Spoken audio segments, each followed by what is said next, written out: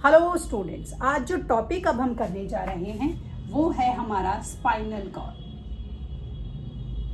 देखिए spinal cord क्या होता है। हम सभी ह्यूमंस जो हैं हम वर्टेब्रेट्स होते हैं। वर्टेब्रेट्स क्यों होते हैं? क्योंकि हमारी बॉडी में वर्टेब्रल कॉलम होता है। वर्टेब्रल कॉलम को हम दूसरी भाषा में क्या बोलते हैं? हमारी बॉडी में स्पाइन होती है, जिसे हम हिंदी में बोलते हैं कि हमारी शरीर में रीढ़ की हड्डी होती है। तो क्योंकि हमारे शरीर का जो पोस्चर है, हमारा चलना है, हमारा बहुत सारी चीज़ें जो है याद रखना है, उन सारी चीज़ों में हमारा स्पाइन जो है हमारे ब्रेन की हेल्प करता है। तो जो हमारा ब्रेन है और हमारा स्पाइन है, ये दोनों मिलकर कोऑर्डिनेट करके हमारी बॉडी की स्मूथ फंक्शनिंग को इंश्योर करते हैं।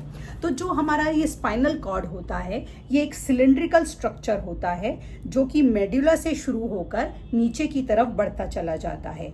ये एक बोनी केज, जिसे हम वर्टेब्रल कॉलम कहते हैं, उसके अंदर होता है और इसके चारों तरफ बड़ी सारी मेम्ब्रेन्स होती हैं जिन्हें हम मेनिंगस बोलते हैं। तो हमारा जो ब्रेन है इसके साथ मिलकर क्या करता है, जितनी भी इंफॉर्मेशन हमारे रिसेप्टर इन्हें देते हैं, ये उन रिसेप्टर से इंफॉर्मेशन लेकर इफेक्टर के ज़रिए बॉडी से सारे काम कराते हैं। ब्रेन जो है जितने भी इम्पल्सेस हमारी सेंसरी ऑर्गन्स लाती हैं उनको रिस्पॉन्स देता है।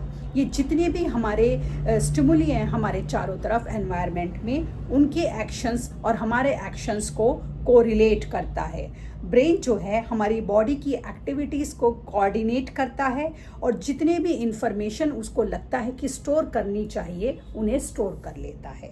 ठीक, अब ये सारे काम हमारा ब्रेन और स्पाइनल कॉर्ड मिलकर कर लेते हैं और हमारी बॉडी की स्मूथ फंक्शनिंग को इंश्योर कर लेते हैं। इसके बाद हमारी बॉडी में जो सबसे ज़रूरी चीज़ आती है वो आते हैं हमारे हॉर्मोन्स। हॉर्मोन्स क्या होते हैं? देखिए हॉर्मोन्स जो हैं ये वो केमिकल सब्सटेंसेस होते हैं जो हमारी बॉडी में बहुत छोटे अमाउंट में स्पेशलाइज्ड टिश्यू के द्वारा बनाए जाते हैं और ये हमारी बॉडी में पर्टिकुलर एक साइट होती हैं अलग अलग, उन पर ये हमारी बॉडी में सेक्रेट होते हैं और उसके बाद ब्लड के ज़रिए पूरी बॉडी में ये जहाँ जहाँ इनको जाना है वहाँ चले जाते हैं। हॉर्मोन्स जो हैं हमारे ये केमिकल सब्सटेंसेस हैं, जितने भी लिविंग ऑर्गेनिज्म हैं उनकी ग्रोथ एक्टिविटीज़ को ये कोऑर्डिनेट करते हैं। तो जो हमारे ये हॉर्मोन्स हैं इनकी सबसे पहली कैरेक्टरिस्टिक्स ये होती है कि ये बहुत छोटे अमाउंट में हमारी बॉडी से सेक्रेट होते हैं। तो ये जो हमारा हार्मोन का सिस्टम है उसे हम एंडोक्राइन सिस्टम बोलते हैं साइंस की भाषा में। जो हार्मोन्स होते हैं हमारे डायरेक्टली ब्लड में चले जाते हैं और ब्लड से सर्कुलेट हो जाते हैं। हार्मोन्स का इफेक्ट जो होता है at the site different from the site where they are made, जिस साइट पर बनाए जाते हैं और जिस साइट पर वो पहुंचते हैं वहाँ पर उनका इफेक्ट अलग अलग होता है, इसीलिए हम इन्हें केमिकल मैसेंजर बोलते हैं। तो मतलब क्या है इस बात का? इस बात का ये मतलब है कि हार्मोन्स हमारी बॉडी के जिस हिस्से में प्रोड्यूस हो रहे हैं वहाँ उनका इफेक्ट अलग होगा और वो जिस हिस्से में खून के ज़रिए अलग अलग हिस्सों में पहुँच रहे हैं और जो काम कर रहे हैं वहाँ पर वो अलग इफेक्ट देंगे। हॉर्मोन्स जो होते हैं स्पेसिफिक टिश्यूज़ और ऑर्गन्स पर, जिन्हें ये हम टारगेट ऑर्गन्स बोलते हैं, उन पर काम करते हैं। हॉर्मोन्स जो हैं हमारी सारी बॉडी की एक्टिविटीज़ को कोऑर्डिनेट करके हमारी बॉडी की ग्रोथ को इंश्योर करते हैं। तो अब जैसे हम देखें कि एक न्यूबॉर्न बेबी से लेकर हम एक फुली डेवलप्ड मेल या फीमेल बन जाते हैं, उन सारे एक्टिविटीज़ में हमारे हॉर्मोन्स एक बहुत इम्पॉर्टेंट रोल प्ले करते हैं। तो जो हमारा हॉर्मोन्स का सिस्टम है इसे हम एंडोक्राइन सिस्टम बोलते हैं। तो हमारा एक हम नाम देते हैं हमारा एंडोक्राइन ग्लैंड्स। तो हमारे जो एंडोक्राइन ग्लैंड्स होते हैं एंडोक्राइन, और एक होते हैं हमारे एक्सोक्राइन। देखिए एक ग्लैंड है हमारे एक्सोक्राइन जो कि सीधे डक्ट में जाते हैं, ठीक है, और एंडोक्राइन जो होते हैं आपके डक्टलेस होते हैं। डक्ट क्या होती है? सिंपल समझिए, आप ये सोचिए एक पाइप, जैसे आपके वॉश बेसिन में ड्रेनेज पाइप होती है जो कि वॉश बेसिन का सारा पानी उस ड्रेनेज पाइप के ज़रिए चले जाता है जहाँ पे ड्रेन में जाना है। ऐसे ही हमारी बॉडी में जो हार्मोन्स होते हैं जब वो पाइप से डक्ट से जुड़े होते हैं तो वो एक्सोक्राइन ग्लैंड होते हैं, और जब वो कुछ ऐसे हार्मोन है जो कि डक्ट से नहीं जुड़े होते, उन्हें हम डक्टलेस बोलते हैं, वो हमारे एंडोक्राइन ग्लैंड है। आई मेरी बात समझ? तो जो हमारे ग्लैंड, ये एंडोक्राइन और एक्सोक्राइन ग्लैंड हैं, ये हमारे हार्मोन्स को प्रोड्यूस करते हैं। तो जो हमारे स्ट्रक्चर है हमारी बॉडी में, ग्रुप ऑफ सेल हो गए जिन्हें कि हम टिश्यू बोलते हैं, वो हमारी बॉडी में अलग अलग साइट्स पर हार्मोन्स को प्रोड्यूस करते हैं। तो एंडोक्राइन ग्लैंड्स जो है डायरेक्टली रिलीज होंगे क्योंकि डक्टलेस हैं, तो सीधे हमारे ब्लड की स्ट्रीम में चले जाएंगे, और जो हमारे एक्सोक्राइन है वो पहले डक्ट में जाएंगे। तो कुछ ऐसे ग्लैंड हैं हमारी बॉडी में जो कि एक्सोक्राइन और एंडोक्राइन दोनों ही तरह के काम करते हैं। कैसे? तो सबसे पहले आता है आपका पैनक्रियाज। जो पैनक्रियाज है वो एक्ट करता है एंडोक्राइन ग्लैंड की तरह जब वो इंसुलिन को सेक्रेट करता है। इंसुलिन क्या होता है? इंसुलिन हमारी बॉडी में एक वो सब्सटेंस होता है जो हमारी बॉडी में शुगर के लेवल को बैलेंस करता है। जब तक हमारी बॉडी में इंसुलिन प्रोड्यूस होता रहता है, हमारी बॉडी में शुगर का लेवल बिल्कुल मेंटेन रहता है। चाहे आप चीनी कम खाते हैं, चाहे आप चीनी ज़्यादा खाते हैं, आपकी बॉडी में शुगर कभी भी कम या ज़्यादा नहीं होगी जब तक आपकी बॉडी इंसुलिन प्रोड्यूस कर रही है।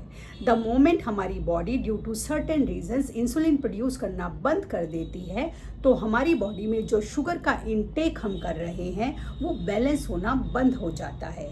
क्योंकि वो बैलेंस होना बंद हो जाता है और हम शुगर का इंटेक करे जा रहे हैं, तो ऐसे में डॉक्टर्स हमें बोलते हैं, सजेशन देते हैं कि हमें शुगर का इंटेक कम करना चाहिए। क्यों? क्योंकि अब इंसुलिन उनको बैलेंस करने का काम नहीं कर पा रहा।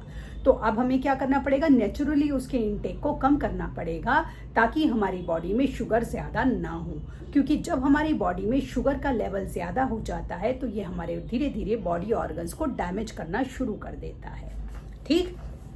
तो जो हमारे पैनक्रियाज हैं एंडोक्राइन ग्लैंड की तरह काम करते हैं जब वो इंसुलिन को सेक्रेट करते हैं, लेकिन ये एक्सोक्राइन ग्लैंड की तरह काम करते हैं जब ये पैनक्रियाटिक जूसेस, जिनके अंदर डाइजेस्टिव एंजाइम्स होते हैं, उनको पैनक्रियाटिक डक्ट्स में डालते हैं, leads to the alimentary canal, जो कि पैनक्रियाटिक डक्ट से हमारे एलिमेंट्री कैनाल में चले जाते हैं। तो वहाँ पर ये एक्सोक्राइन की तरह काम करते हैं।